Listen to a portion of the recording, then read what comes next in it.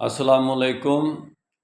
صحبت پیر روم سے مجھ پہ ہوا یہ راز فاش، لاکھ حکیم سر بجیب ایک کلیم سر بکاف، خیر نہ کر سکا مجھے جلوہ دانش فرنگ، سرمہ ہے میری آنکھ خاک مدینہ و نجف، عشق بتاں سے ہاتھ اٹھا اپنی خودی میں ڈوب جا، نقش و نگار دیر میں داغ جگر نہ کر تلف، کھول کے کیا بیاں کروں سر مقام مرگ و عشق، عشق ہے مرگ باشرف موت حیات بے شرف۔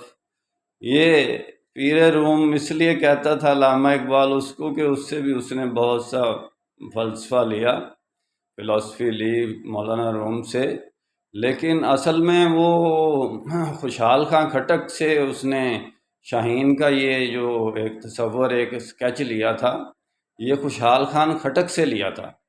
خوشحال خان کھٹک کی یہ شاعری بڑی زبردست اور بڑی غیور قسم کی شاعری ہے، تو یہ اقبال نے وہاں سے تصور لیا تو یہ آگے اپنے کلام میں منتقل کیا۔ میرا کام اسلامک ورلڈ کی امن اور یونائٹی کا ہے۔ اقبال صرف پاکستان کا قومی شاعر نہیں بلکہ پوری امت کا قومی شاعر ہے۔ میں سینٹرل ایشین اسٹوڈنٹس سے ملا تو انہوں نے کہا کہ بھائی آپ لوگ یہ جھوٹ بولتے ہیں کہ اقبال ہمارا قومی شاعر ہے، آپ کا نہیں ہمارا بھی ہے، وہ سارے پوری ملت کا قومی شاعر ہے، وہ پوری امت کا قومی شاعر ہے، وہ حکیم الامت، تو اس کا خطاب مل گیا نا۔ میرا کام اسلامک ورلڈ کی امن اور یونائٹی کا ہے، اقبال حکیم الامت ہے اور میں خادم امت ہوں بھائی۔